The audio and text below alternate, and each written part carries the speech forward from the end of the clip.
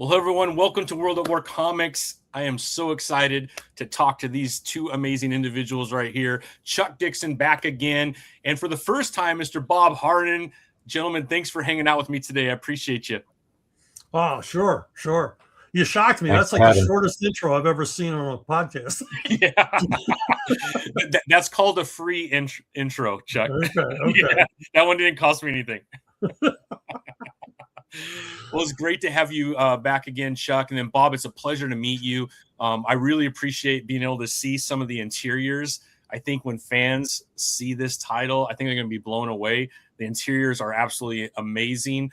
And kind of before we were talking, I think the action that people are going to get out of this this title is going to be a lot of fun. So, yeah, I can't wait to get it. I already pre-ordered. So, everybody, I put the link right here in the chat right here. So get over there and check it out right now. It's on Ripasend right now. We got about a month left, so get over there and pick it up. But yeah, man, I would love to kind of dig in a little bit on the 7 deadly sinners, if that's okay. And I think the first question I have is, when did this idea come up? Go ahead, Chuck. Yeah, I saw 7 deadly sinners written on the wall of a subway car back in the 70s. I thought I'm gonna use that someday. If I ever become a professional writer, I'm gonna use that someday. And then in the 80s, I just came up with the idea, doing a biker flick, a 1970s grindhouse biker flick, drive-in kind of movie. Yeah. And it started with Flint Henry, and Flint did some test pieces that Bob inked. So Bob's been with us from the beginning. Wow. And then it just never left my head. It just I kept thinking about it, and then finally I just said, screw it, I want to do it. And I talked to Bob, and I said, I want to pay you to do the artwork, and let's get this thing finished. And it took a whole bunch of years, but here we are. And when did this process start? Wow, it's over 10 years ago, right, Bob? Wow. Yeah, I was doing pre-production work, just some promotional things to get into the flow. It must have been 2012. But those pages he's talking about that Flint did, that's 86. Oh, yeah. Wow. Yeah. Yeah. Oh. And I had actually forgotten that I inked one when Chuck contacted me around 2012. I was flattered. He said, I'm the guy that has to do this. I'm like, wow, he must be following my work. Because I had completely forgotten that I actually started at 86. I think it's amazing that you all have had this kind of in your back pocket for so long. How often does that happen, Chuck, where an idea, like how often are you on a bus? Are you always constantly looking for something written on the wall now because of this? I'm not necessarily looking. It just comes, you see something and it's like, that's interesting. I want to know more about that, or that's just an idea that brings a concept to mind. You never know. You never know when it's going to hit. So thankfully it keeps hitting. I keep seeing stuff that inspires me. Yeah, no doubt. And then Bob, we were talking before about your comic book career, and then you working at the School of Kubert. You've been there for 22 years. Yeah. Incredible. We don't work. It's not every day that we have to go in. It's every instructor's on part-time. Okay. Sorry, I thought you guys froze up there for a minute. No, you're good, Bob. You're good, Bob. But when I was kind of going through all of your amazing art, that one you post and then on your website, and then I saw how long you've been teaching. I think that's absolutely phenomenal, especially your background on the marketing side. I mean, you've worked with some of the biggest brands in the world, to be quite honest. I think it's absolutely fabulous. When you are at the School of Kubert, what is your course that you're actually teaching? Right now, I'm a first and second year inking instructor, but I've taught. We used to have a humor class. I taught that. Had a layout and design class, basic drawing. I even taught business of art. God knows why, but I taught that for a year or two. There was a time I was they had me jumping all over the place. I just wanted the hours so I could go in multiple days back then. I love it. I love it, man. Well, where did this passion for drawing start, Bob? Boy. I was recognized as the kid that could draw probably in second grade.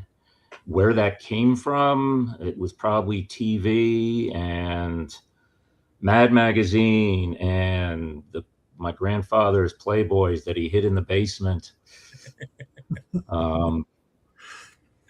I can say that now. He's gone, so he doesn't know I found him.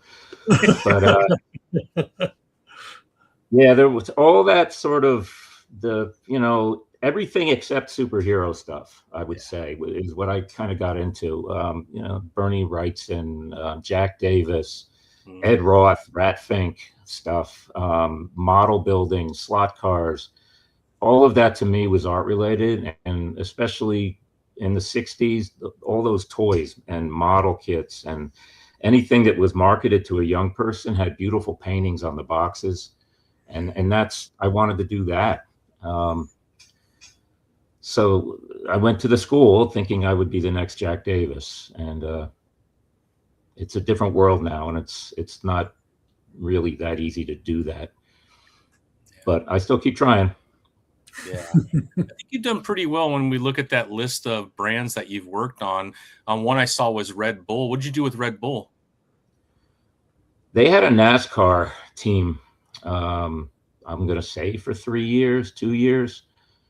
And every race, NASCAR teams put out a press release when they go to the city where the track is. And I was doing like a cartoon in each press release. Yeah. They didn't really give me any script. They kind of gave me a theme, and then I had to kind of devise it. So my storytelling paid off from years with Cartoons magazine, which was another client that allowed you to write for yourself. Didn't matter how much you sucked, they'd still print it. but eventually you get the knack for it, especially with short stories. Yeah. Or single panel gags, stuff like that. So did you find a passion for writing too while you were kind of playing around with the cartoons? Yeah, I mean, I knew my limitations, but I could make it work in short, like I said, short stories. Yeah. I could, put that together. I've had other instructors tell me you can't tell a story in 3 pages, and I wasn't going to say anything, but I can. Come on. Yeah, you might have a couple things to say about that, Chuck. Seriously, come on.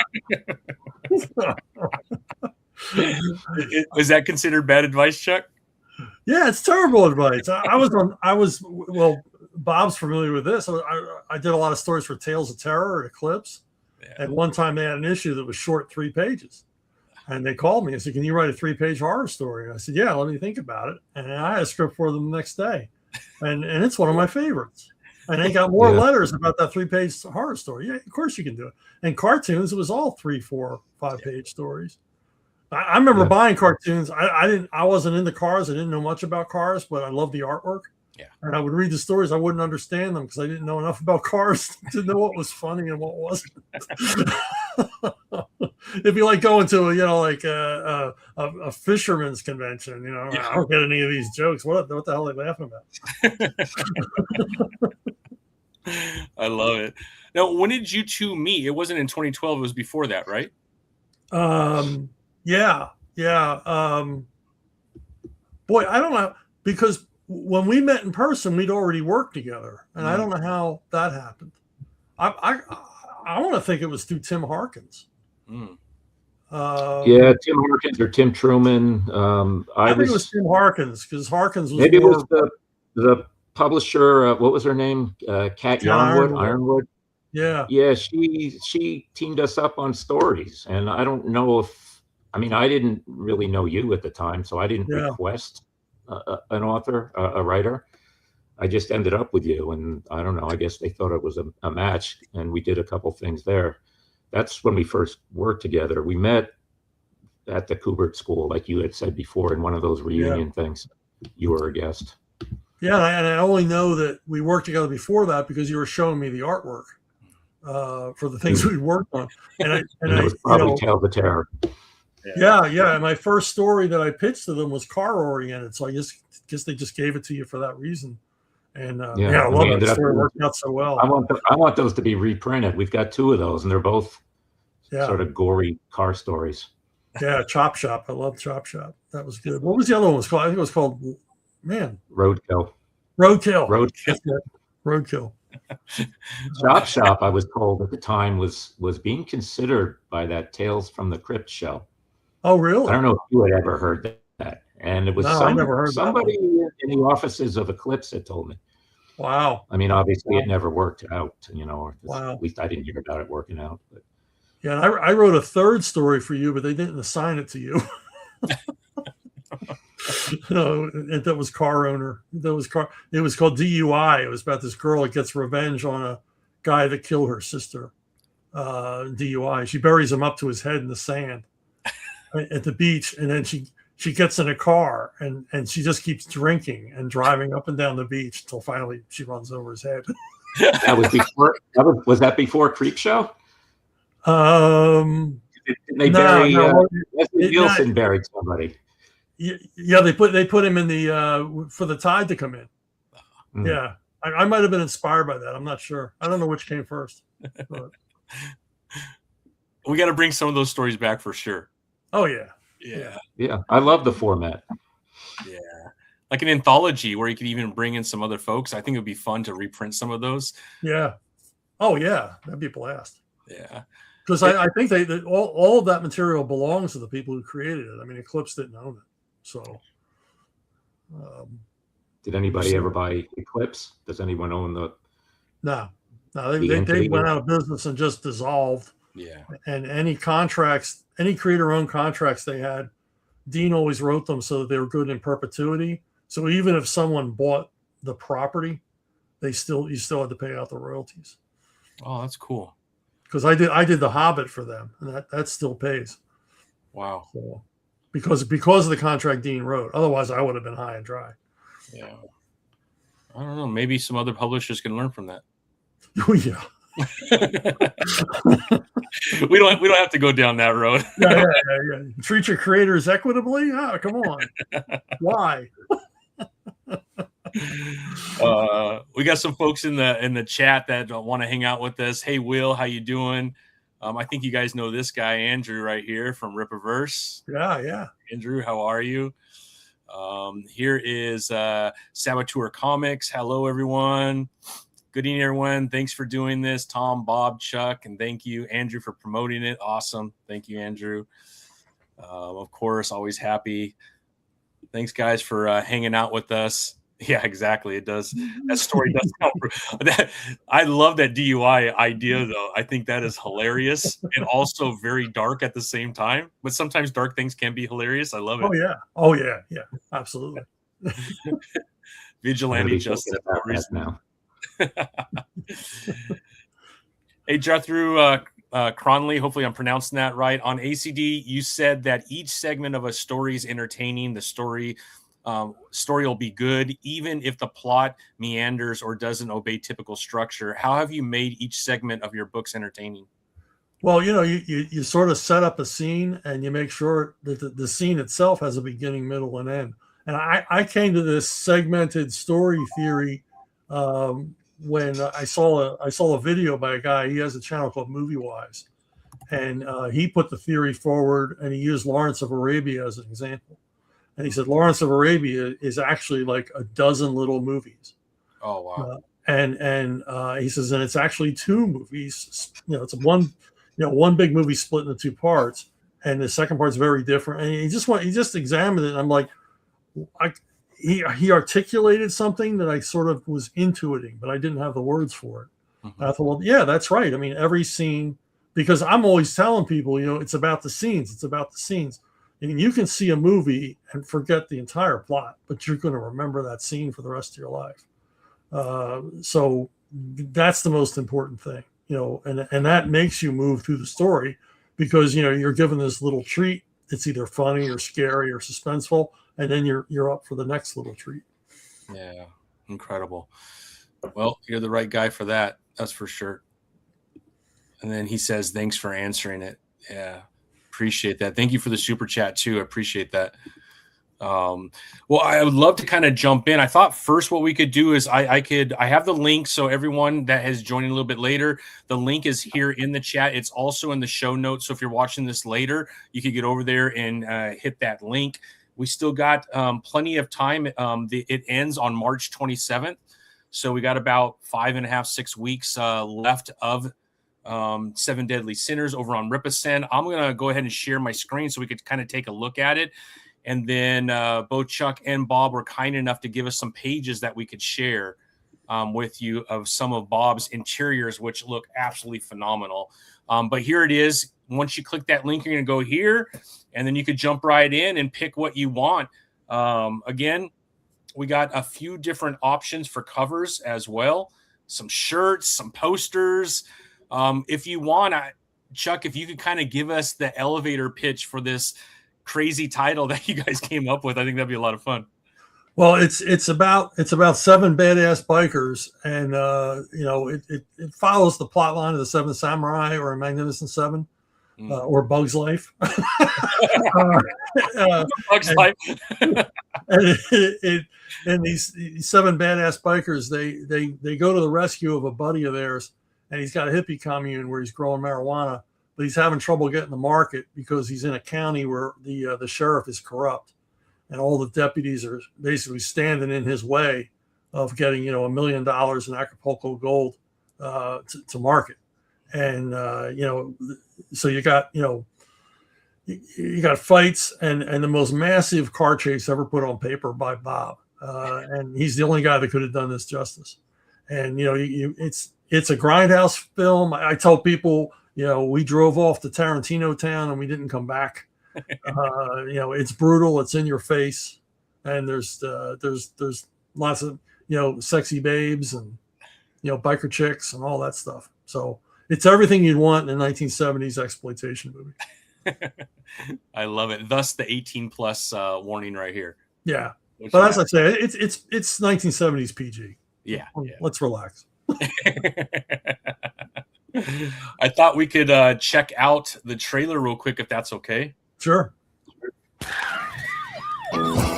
When the law leans hard on a brother of the road, 7 of the baddest of the bad join forces to bring $1 million in California gold to market. In the wildest, gnarliest, deadliest rally race ever. Over 100 pages of rubber burning, road raging, gear jamming, gas guzzling action. They're wild. They're free. They don't give a damn. A retro instant classic of a lifetime in the making. Coming at you from comic book outlaw Chuck Dixon and legendary cartoonist Bob C. Hardin. And the hard-riding gang at Ripasend.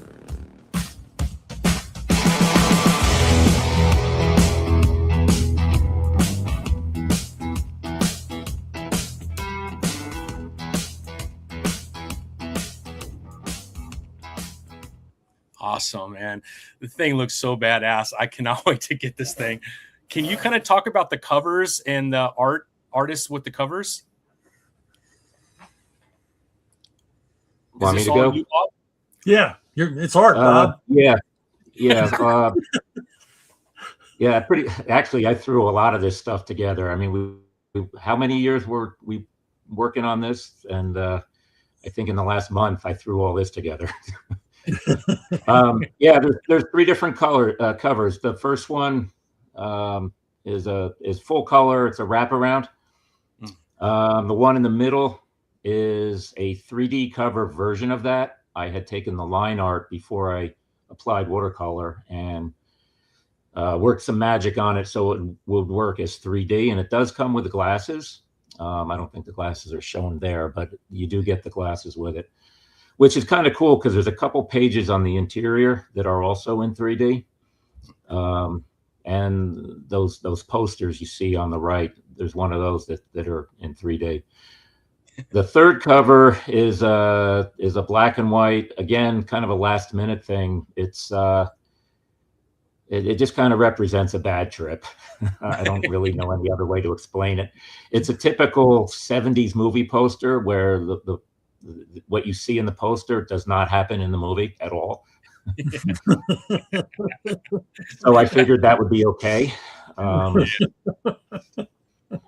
To be honest, Bob, a lot of covers on comic books today have nothing to do with what's inside the comic book. So, all right, that's good to hear. Yeah, those are awesome, man. Now, Chuck, you'd mentioned you didn't grow up a car guy. Bob, obviously you did. You certainly have a passion for engines and motors and all that good stuff. When did that start in your life? And was that one of the first things you started drawing? Yeah, I remember drawing cars in grammar school. Just, again, copying things I saw in Mad Magazine or cartoons at the time, because cartoons had been around years before I was born. And I was already aware of it. Oddly enough, cartoons was basically a automotive Mad Magazine. It was a bunch of short stories. It had a weird sense of humor that was real niche. And I just sort of gravitated to the styles of all the artists in both of those. But yeah, that happened in grammar school. I had a buddy of mine, Philip Van Balen, and he used to draw cars too. We draw cars and monsters and girls and all the stuff that would usually make the older teachers kind of cringe. But even back then, I remember the art teachers kind of digging the fact that I would make stuff up out of my head. I treated the class like it was going to be a career. It wasn't just something to do because it was an easy class, which happened a lot in high school. You get mixed in with 90% of the class was students that really weren't going to make a career of it. They just didn't want to do archery or take gym class or something. But I was there to try to get something out of it. I love it, man. Now, where you're sitting right now, are you like in the school where you teach? Is this I see like a toolbox back there. Are you working on something now vehicle related? This is my studio. It's about the size of a single car garage. Chuck, I think you had mentioned somewhere that I work in my garage. No, it's actually my garage. It's about the size of a one car garage. No, I kind of cleaned up a little bit here. This is actually the cover that was sitting on the table. That might be what you see. Yeah. The wraparound cover. And my assumption is you're doing it traditionally, pencils and inks and whatnot traditionally. I mix it up a lot. To this day, I do not draw digitally. I use digital drawing to sort of help me with roughs and comprehensives. Mm-hmm. But my inking and drawing is all traditional, and I will switch that in and out with either watercolor or digital color.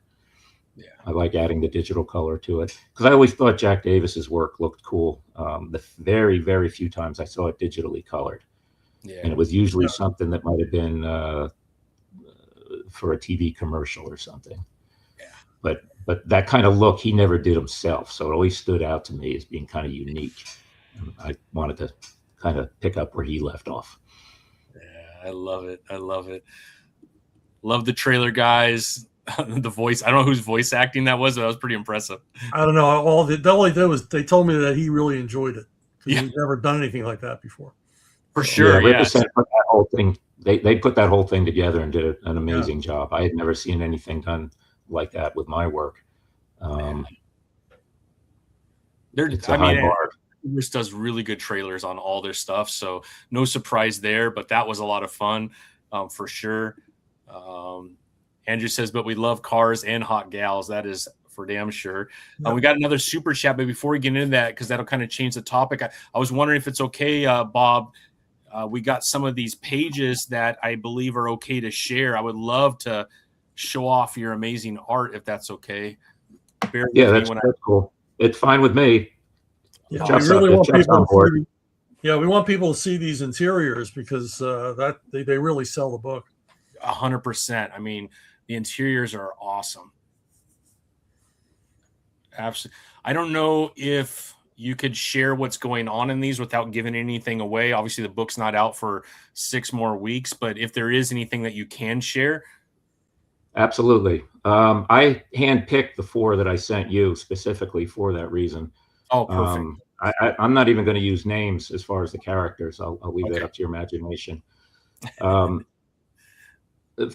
First off, when I had started putting these pages together, when we actually started drawing them, it literally was a team effort. There were 4 other artists working with me, kind of doing layouts. And sometimes those pages came in really tight. But either way, I then went in and co-penciled, put in some of my touches, hoping to create some kind of continuity so it looks like one artist did it. Some of those illustrators went in a different direction, so they're not really by name part of the project. But this page was done by Wesley St. Clair, and he's still with the project, and he's kind of following behind the scenes. If you're watching out there, Wes, howdy. But yeah, he has an amazing way of rendering fight scenes. So this is a bad guy and a good guy, kind of in the middle of their fight. And this is another instance where Chuck allowed us to stretch out what might have been a 1 or 2 page story in the script, or sequence in the script. And I think that fight went on for 2 different sections in the book. It was probably 8 to 10 pages or something. Oh, wow. But done well. There's nothing repetitive. Yeah. It's really dramatic. There's just some crazy ideas in there. Yeah. It looks amazing. Looks phenomenal. And you could kind of see the gore a little bit of what's taking place. Obviously, some sort of fight is going on here. And it looks like some people don't fare well at all. There is a lot of gore. Everything's exploitation and exaggerated, and it's just kind of over the top. There's speed lines on everything. I don't think there's one page where something is completely still. No. I love that. And I don't know if that's considered unique or not, but when you actually look at the pages one after another, and I've done that because I printed them out, it's a really fun read. This is I think the beginning of that fight. It's still going on. This is a page that blew me away. I've never seen anything like this. Neither have I, not in a comic book, that's for sure. This was Wes's layouts again, and then I embellished it with my nonsense. To try to make not try, but succeed in making a tactile reference using the egg slicer. I'm like, when I saw it, I was like, oh my God, this is genius. This is absolute genius. It looks so cool, man. I love it. I'm gonna pull up another one too, because there's a lot, man. A lot of good stuff here. Let me go to this one right here. This one's hilarious. Let me see if I can pull it up here. I actually had a blast with this one too. Here we go. You got to give us a little bit about what the hell's here. Yeah, there's a lot of me in this one. I got to figure out if I can explain this. All right, so the good guy, starting at the top, the good guys are in the Camaro, the yellow car, and one of the good guys there's 2 of them in the Camaro. One of them has a rocket launcher. They can drive the Camaro well, but they don't know you're not supposed to fire a rocket launcher from inside a vehicle. So the rocket launcher goes off. It blows the roof off the car.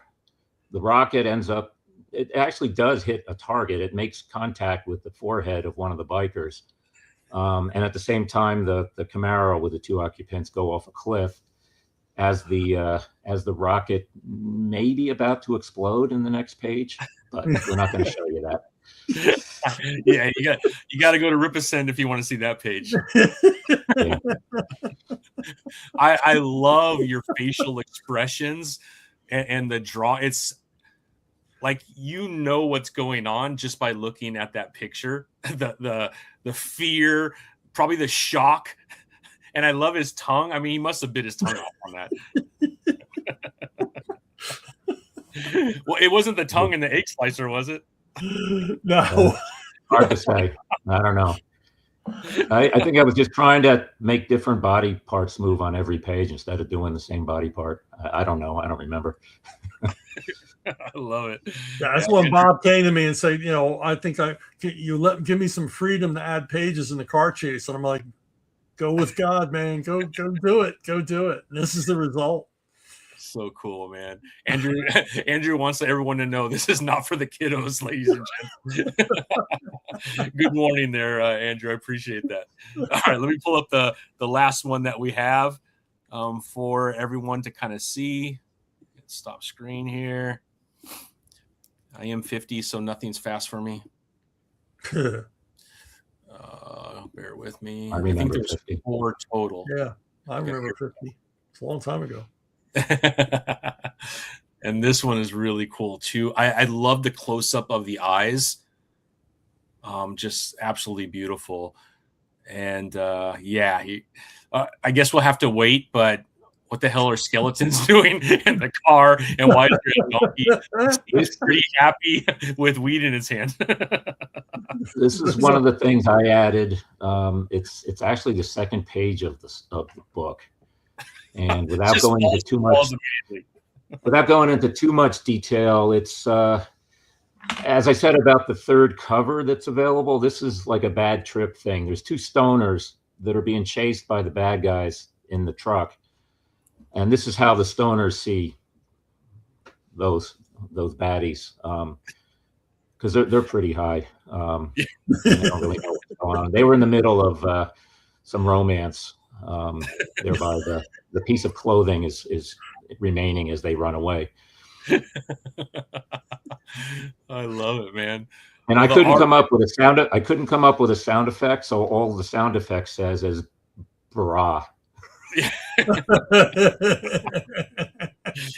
Yeah, it's already 18 plus. I don't know if we need sound effects. No. If Bob's doing it and it's cars, you've got to have the sound effects. I love the sound effects. Everything in the script was sound effects. Up to you. Yeah. Enter sound effects here. You should do just blank bubbles so you can write it in. He's a master. I don't think I could ever work with another writer after the experiences I've had with Chuck, because there's so much freedom. I absolutely love it. No. Constrained Bob is not good Bob. You want the best Bob you're going to get, so you're just going to let him go crazy with the ideas. Let him do his thing, right? And he never let me down. He exceeded my expectations on every page. So, Chuck, as you're receiving these pages, and you obviously have your script outlined by page, did you, when you get a page like this, did you have to kind of switch things up because you're looking at the art going, well, we kind of talked about this, but this looks a lot crazier than I was thinking. Maybe I should say this instead of that, or was it kind of all lined up pretty good? I think I might have added some bridge dialogue here and there, but not a lot. There wasn't a whole lot to do, because most of what Bob was doing was adding more visuals, and I don't like to get in the way of the artist telling the story. So, I think there was some bridge dialogue, and Bob suggested dialogue for some of the scenes he extended, and I was fine with all that. So this was a total collaboration. I was just expecting some of those additions either to be sent back from Chuck or take that out, take this out, and he never really did. Like you said, you just added a couple things in the balloons that sort of tied it together that I didn't even think of. Yeah, it was just necessary to kind of take you from one panel to another. I'll give you just one more reason to go to the next panel other than just the artwork. The stunning artwork, and some of them it was irresistible. It was like, man, there's something I can say here. It'd be kind of funny. So incredible, man. But he has pages where the emotions, I know it's an exploitation thing and everything else, but he brought a lot of heart to this. Bob brings a lot of heart to it, a lot of emotional content to it. And I didn't get in his way on any of that stuff. And most of that is without words. They just weren't necessary. Well, I know we probably talked about this the last time you were on, Chuck, but when there's this kind of collaboration between writer and artist, as fans, we could tell, right? And when we're reading a comic book and you realize, and again, it happens, right? It's so global that you might be in New Jersey writing a comic book and someone in the Philippines is doing your art and there's a language barrier. I get all of that, Right. but there still could be really good collaboration and back and forth, even in that situation. And when you're reading a comic book and it's not flowing right, sometimes I wonder if it isn't the writer and the artist couldn't come together and get on the same page. And that's why some of the stories just don't seem right. Like, I'm not sure that's what they were trying to say here, or the story doesn't make sense to me. But when you do have that kind of collaboration like you and Bob, you feel it as a reader. You enter into the story, you get lost in the story. And I think some of the experiences you probably had, Chuck, seeing the art for the first time and that feeling you get, we have that too, just it has the story overlaid on top of that. I don't know if that makes sense or if it does. Scrambling. Yeah. It does. The biggest thrill is seeing that artwork come back and going, wow, that's from my script. I inspired that. Yeah. It's a humbling experience because, I'm not spending anywhere near the time on this stuff that Bob is. He's working his ass off to make these pages look great. And I might have spent 20 minutes writing it, putting my crazy ideas down. Yeah. Incredible. Well, 4 pages in, I cannot wait to see this thing. There's a lot of questions that I hope get answered when we get the title in front of us. That's for sure. No, it has a beginning, middle, and end. You'll know everything by the end. 100%. Yeah. We got another super chat again. Thank you again, Jothro Cranley, and hopefully I'm pronouncing that right. In writing new stories for characters with ongoing origin character growth arcs, how do you avoid wrecking previous development while giving them new life lessons, but not so many there's nothing left to learn? Well, that's a lot. That's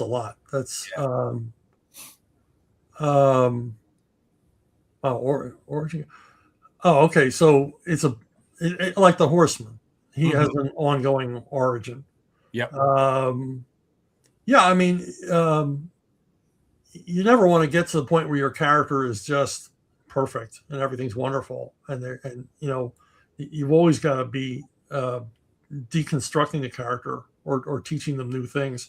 I tend to write characters who make a lot of mistakes, that create a lot of their own problems, and that's certainly the Horseman, and that's certainly Levon Cade. It's certainly the 7 Deadly Sinners. They create all their own problems. Characters just sort of blunder through life, not thinking about the consequences, and the story just arises out of that. That's how I always wrote the Punisher. I mean, the Punisher was, a major F up basically in the stories because he never thought, if I kill this guy, aren't the rest of the gang going to come after me? And of course, in the Punisher's case, that was the point. I want them to come after me, and I'm going to be ready for them. So, yeah, I mean, that's something to consider. Yeah. I mean, it makes sense, and I think it makes it more relatable as well, right? Because we're all flawed. And so you can relate to these characters, obviously maybe not to that extent all the time in some of the stuff that you've written, but we're certainly flawed and we certainly make mistakes, and there's repercussions for that. Yeah, and it's it keeps the story going. I think it holds the reader's interest because you don't want to know what's coming next. Who wants a story where we're going to rob the bank and we're going to do this, this, and this, and then everything goes perfectly. Nobody wants to read that. Yeah, that is 100%. And Andrew goes, yeah, Hector definitely creates a lot of his own problems for sure. Yeah, he's a big dope. Yeah, but I love him. I love the guy. He's very lovable, and there's that human side of him, the family side of him that's very relatable. You want him to succeed, but then he ends up doing something. You're like, I'm not sure that's the path you should be taking, man. This is not going to go the way you're thinking it's going to go, right? Yeah, I can see it. I can see like a Horseman movie where the audience is constantly going, "Don't do that! No, don't go there." Absolutely. So, I mean, for everyone that's watching again, March 27th, this thing is done. So get over there and check it out. I have the link right here. I also have it in the show notes for Rip-A-Send. So get over there and get your copy. I already got mine, and I cannot wait to get this in my hands. The art is absolutely phenomenal. You guys mentioned, again, you probably can't say too much about it, but you are working on other things together. Oh, yeah. It's just, a matter of time and money and, find somebody to publish it. But, hopefully this takes off enough that, people will clamor for another one. Yeah, absolutely. Because even though it's a beginning, middle, and end, there's probably an opportunity. Well, again, depends on how violent this gets, but I don't know how big the biker gang is, but maybe there's other stories that can be told within it too. Yeah, or we just return to this genre. Yeah, exactly. Yeah. You know, Yeah. well, we'd love to do like a vanishing point type story. That'd be cool. Mm-hmm. Or I'm sure Bob's got 100 ideas of things we could do. Yeah, absolutely. Absolutely. I know, Bob, you'd mentioned that superhero wasn't really your thing. What kind of genre really gets you excited when you're drawing? It's pretty simple primal stuff. Very similar to, well, the Sinners. The 70s drive-in movie type simplistic themes and, good versus evil with a lot of action. As much as the older versions of those movies, the 70s version of those movies, had real stunts and all that. The new stuff really doesn't as much. So it's a little different, but I still like some of the newer action movies. Yeah. And it's not that I don't like all superheroes. I did buy a couple issues of Batman back in the day. And isn't Swamp Thing a superhero? Yeah. Part of the DC. I don't know if he's a superhero, but he's definitely in DC Comics. Yeah. And then, Chuck, you've written just about every genre there is to write. Do you have one that you prefer the most? War stories and westerns. Yeah. I could write westerns the rest of my life and be perfectly happy. Yeah. That'd be incredible. I hope we get some westerns here soon too. Even at Rippaverse, that's one area there doesn't seem to be anything that exists yet. Yeah, well, Jack Herbert, man, that guy would be great on westerns. He's to me, he's like the reincarnation of Russ Heath. Yeah, he's real good at that stuff. But because you got to find somebody who can draw horses and hats. Yeah. But interviewing so many artists, horses and cars, to be honest, are a couple of the things that a lot of artists go, man, if I have to draw a city with a bunch of cars, man, it's not going to be fun for me. Although, Bob, maybe they should call you. Bob, I just need a whole city of cars, man. Could that work? I'd be able to that. I'd be like a gun for hire sort of thing. Exactly. Yeah. Well, I mean, I don't know. You guys are aware that the Marvel used to have a tryout story. It was a 7-page story of the Vision. And it was a tryout for artists because it had everything in there they didn't want to draw. Yeah. It had children, old people, cars, an airplane, buildings. So that's how they did their search for artists? Yeah, it separated the men from the boys. If you were in there and you're willing to draw that stuff, because they, you come in with a portfolio and it's all these, muscular guys and sexy babes and tight outfits. And okay, but can you draw an ambulance? Yeah. And I was like, no, I can't draw. I think Sinners has every single bit of what you just mentioned. Yes, it has everything. Although I don't think there's one horse. No. Do horses bother you, Bob? I would love the challenge. I throw them in, but to make them a reoccurring character would be something new. But I'm up for it. Those same people that complain about doing cars do these amazing cityscapes. I don't understand. Yeah, it's in your head. That's all it is. Yeah, incredible. Andrew says Jack Herbert is a man of an artist. Absolutely agree. He's amazing. He is quite good. He is quite good. But I remember when I first started working with Rodolfo DiMaggio, and I always ask artists what they like to draw. Mm-hmm. If I'm going to be working with a guy for a while, I was like, what do you like to draw? I'll try to work that in. And he said, I like drawing assault helicopters. I'm like, wow, will you marry me? Yeah, I was going to ask, how excited were you when you got that answer, Chuck? I was like, man, we're going to have helicopters up the wazoo. And I always objected to a bat copter because I thought it's a silly idea. But when we did Batman Predator together, I was like, he's going to have a bat copter. So. I love it. I love it. I mean, both of those things fit real nicely in the Ripperverse right now because they don't exist. Chuck, it'd be awesome if you did a cowboy western comic set in the Ripperverse and give it a crossover with Horseman. Yeah, maybe there's a Horseman from the frontier days in Texas. Is the continuity is all set in Texas. It just seems like a natural.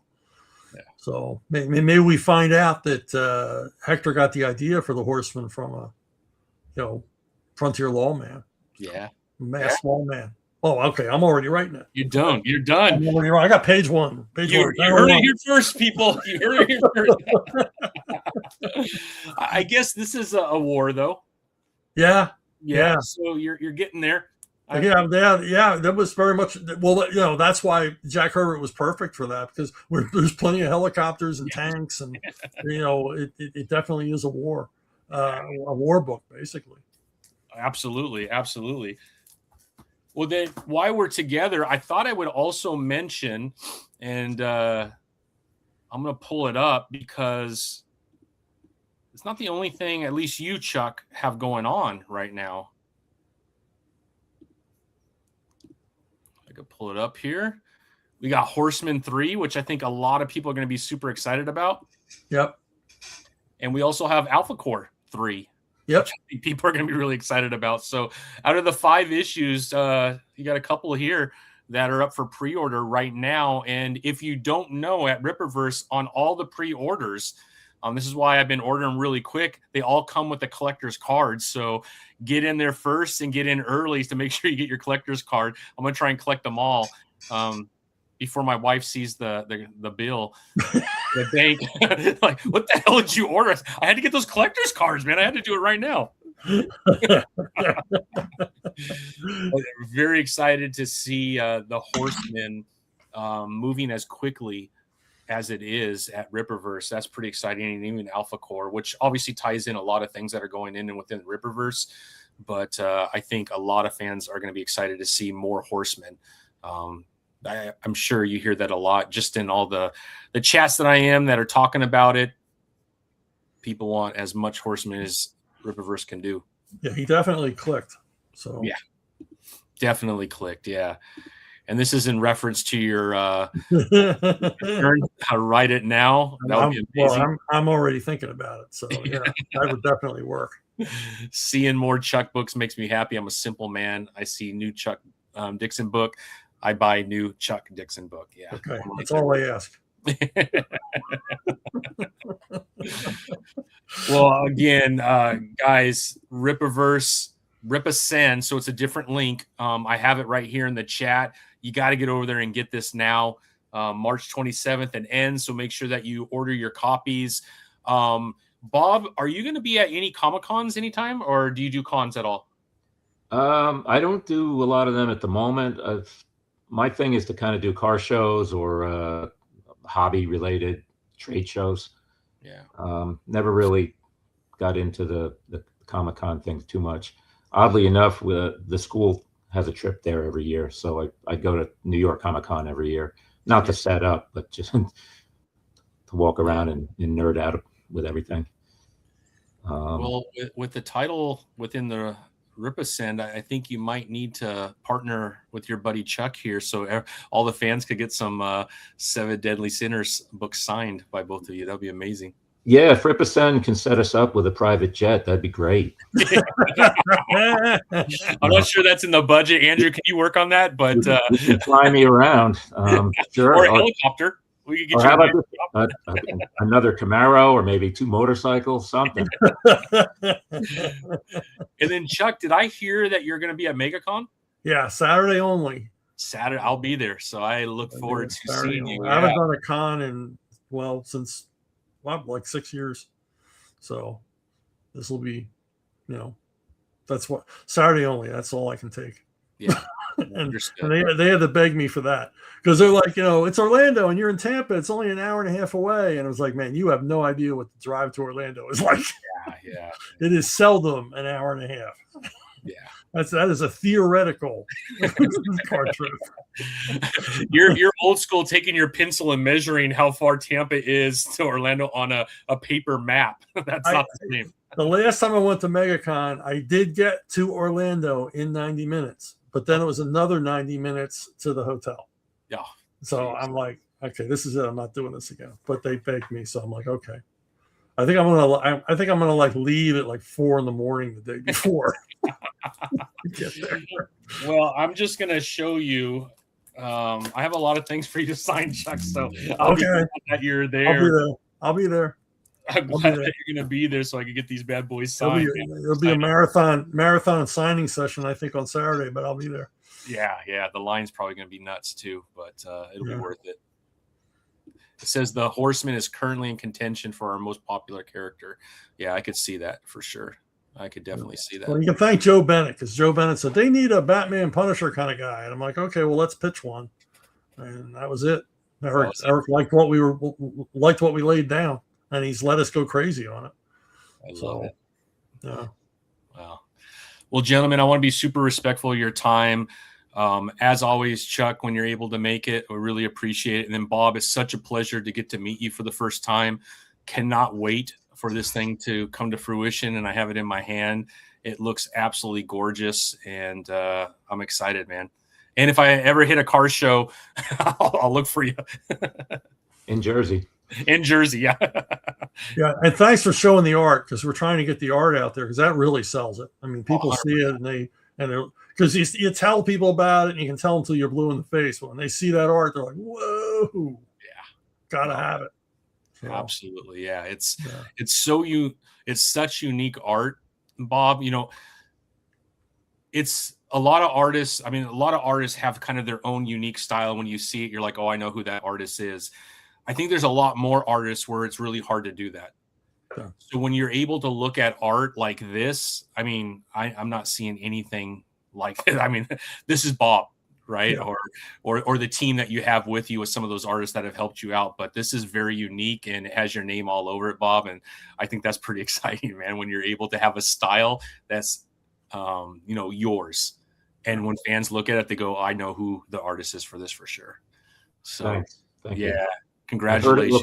I've been told it looks old, and I'm cool with that. It looks awesome is what it looks. Old is good. I think old is good. It's all in cycles. Yeah, it really is. It's so true. If you look at right now, a lot of the titles that are coming out in comics that are really on fire right now are really almost homages to the 90s. You're starting to see some of that bombastic art style. You're seeing 2-page spreads. You're seeing action scenes. And I do think that a lot of fans want to see that in comic books. Again, I know it needs to slow down, and it depends on the story. I get all of that. But at the end of the day, in superheroes, you want to see people fighting. You want to see giant, crazy spreads of just amazing art. And you all are doing it. So I appreciate that as a fan. Good deal. Yeah.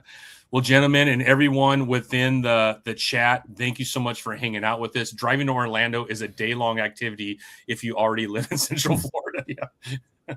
Very true. Very true. Nightmare. Yeah.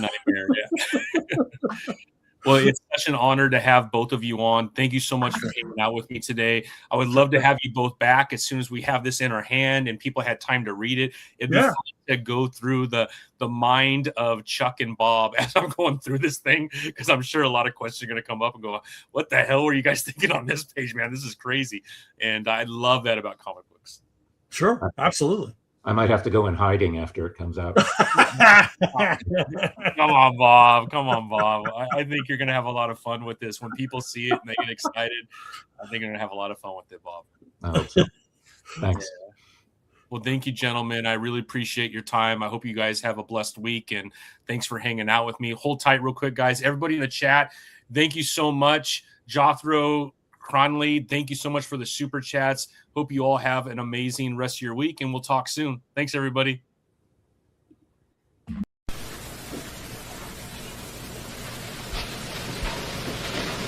You're still here? It's over. Go home. Go.